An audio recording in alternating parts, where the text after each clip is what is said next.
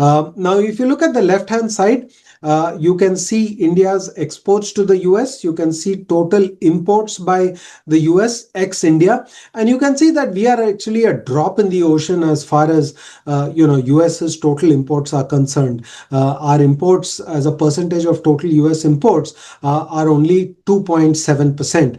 If you look at it another way, our exports as a percentage of India's GDP, exports to the US are just slightly about 2% of our GDP.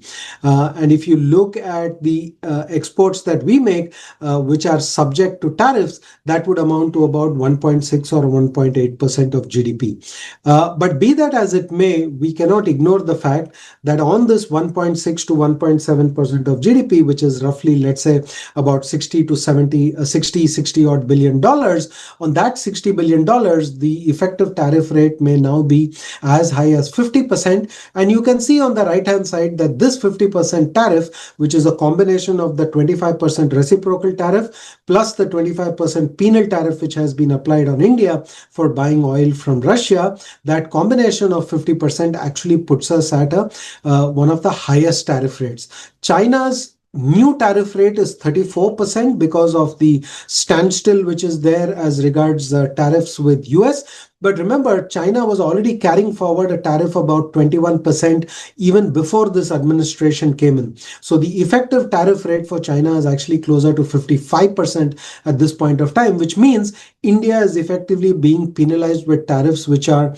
equivalent to what China is experiencing. And China runs a far larger trade surplus with US, and China has not been applied the penal tariffs on account of importing oil from Russia. Remember, India has a 25% tariff because we buy oil from Russia. China is in fact the biggest buyer of oil from Russia, but the penal tariff has not been applied to them. And this just places some of our companies and businesses at a disadvantage because of this high tariff rate that they will experience. Of course, the 25% penal tariff is not yet, the applicable date is still 2.5 weeks into the future. It may well be a negotiating tactic, we'll have to see. But certain companies, certain sectors could get impacted by this tariff rate. So this is a disadvantage for India, and we'll have to see how the country can tackle this and how companies are able to tackle this.